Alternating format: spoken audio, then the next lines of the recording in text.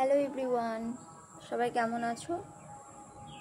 অনেক দিন পর আজকে তোমাদের কাছে একটা লং ভিডিও নিয়ে এসেছি। লং ভিডিও আসে কিন্তু আমি তোমাদের সামনে থাকি না, তো আজকে তোমাদের সামনে থেকেই একটা ভিডিও করছি। তোমাদের যদি ভালো লাগে তাহলে অবশ্যই লাইক কমেন্ট শেয়ার করে দিও। আমার কোলে কি আছে দেখতে পাচ্ছ? বুঝতে পারছো এটা কি?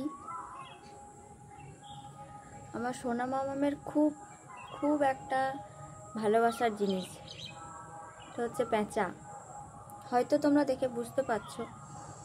আমাদের বাড়ির এখানে একটা সন্ধ্যাবেলাতে পেঁচা দেখেছিল, সাদা পেঁচা দেখেছিল। তো প্রতিদিনই যখন বাইরে নিয়ে যায় তখনই বলে যে মামাম ওই গাছটাতে পেঁচা বসেছিল। তো ওর পেঁচার প্রতি এত ভক্ত কেন আমি জানি না, যে ও পেঁচাকে এত ভালোবাসে, কি কারণে ভালোবাসে। আর কোনো পাখিকে সেরকমও ভালোবাসে না, কিন্তু পেঁচাকে ও এত ভালোবাসে। ওকে যদি পেঁচা বাড়িতেও এনে দিই, পেঁচা বললি যদি পোষ, তাহলে কিন্তু ও নিজের কাছেই রেখে দেবে। এই পেঁচাটা সারা দিন ওর কাছে থাকে, ও যা করবে ওকে তাই করাবে। ও যদি খায় কিছু তাহলে একেও খাওয়াবে, এমনভাবে এর সাথে থাকে। মানে এই জন্য অরিজিনাল।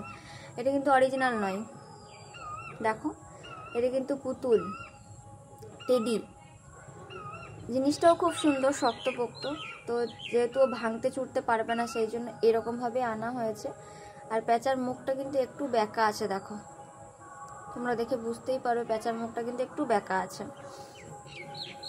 তো ওর ভালো দিদুনের বাড়িতে কিন্তু একটা পেঁচা দেখেছিল। ভালো দিদিন কোথাও ঘুরতে গেছিলো, সেখান থেকে একটা পেঁচা নিয়ে এসেছিলো। সেটা পুরো অরিজিনালের মতনই দেখতে।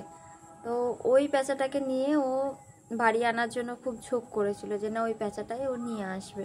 কিন্তু ওই পেঁচাটা তো খুব ভালো, মানে যেখান থেকে ঘুরতে গেছিলো সেখান থেকে স্মৃতি হিসাবে নিয়ে এসছে। না হলে ওর ভালো দিদুন যেটা চায় সেটাই দেয়, যদিও ভালো দিদুন জানে নাকি জানি না। তো তারপরে মা এসে যখনই বললো যে ওখানকার পেঁচাটা নিয়ে আসার জন্য খুব কান্নাকাটি করছিল, তারপরে আমি এটা অনলাইনে অর্ডার দিই। অনলাইনে অর্ডার দেওয়ার পরে দেখো এই পেঁচাটা এসেছে। তো আমারও খুব পছন্দ হয়েছে, যদিও ওর মুখটা একটু বেঁকার মতন আছে, চোখটা একটু বেঁকা আছে, কিন্তু ততটাও খারাপ লাগছে না দেখতে, কিন্তু একদম নিখুঁত পেঁচার মতনই লাগছে। দেখো আমার কিন্তু খুব ভালো লেগেছে, যেহেতু অনেক দিন ধরে আর প্রথমে চেয়েছিল তখনই কিন্তু ওকে দিই নাই।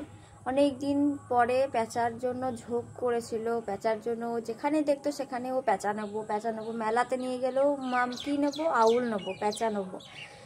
যেখানেই জিজ্ঞাসা করতাম যে কি করবে, কি নেবে, কোথাও নিয়ে গেলে তখনই বলতে পেঁচা নেবো। সেই জন্য আজকে এটা ওর জন্য নিয়ে এসেছি।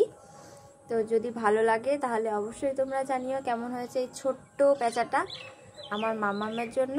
তো আজকের মতন টাটা সবাইকে, সবাই ভালো থেকো, সুস্থ থেকো, সাবধানে থেকো।